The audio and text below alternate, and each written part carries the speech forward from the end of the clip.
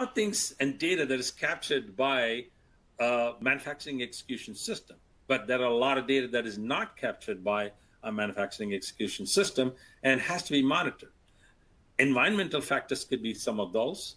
Machine operational parameters could be some of those. For example, a machine that is running hot may not be as efficient in producing the same part as it is running cold or cooling.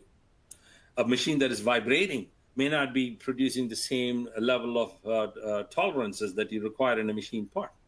Such kind of inputs are not usually monitored by manufacturing execution system, which usually is only concerned about the product being assembled and manufactured, but not the machines that do that. By adding this layer and integrating and contextualizing that data, we are now able to look at multiple sources of data coming in together. In this case, if availability is low, we also can go dig into, from one dashboard, what are the tickets issued against a machine that was going down often, and how often tickets have been called, and what is the time to get that machine back up and running? Is it consistent with the mean time to repair and mean time between failures of that machine? Or should I be looking at a different machine for upgrading it? All of this data can help us decide which is the best way to increase the availability, and that can affect your performance of OEE. Now we can get into another arena of predicting the failure by monitoring some of the key parameters that can contribute to the failure of the machine.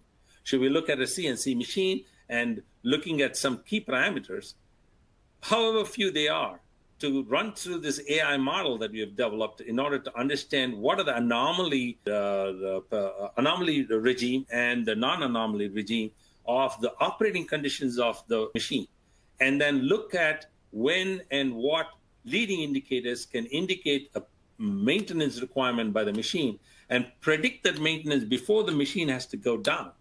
And this ensures that the highest level of availability so that it can also match the downtime of the machine from non-production activities in order to schedule the right predictive maintenance effort upfront in order to capture the highest level of availability of that machine. We can also use the same thing for monitoring the quality of the product that is done by the machine. But let's go into another arena that many people, as we also look at the sustainability trends. Using the same framework, or I would call the piping system that you put in, collect all these other sources of data to contextualize it. You can also capture the energy consumption of your entire plant and where the energy flows in from getting into the plant and out the plant. And this energy flow can provide us the visibility.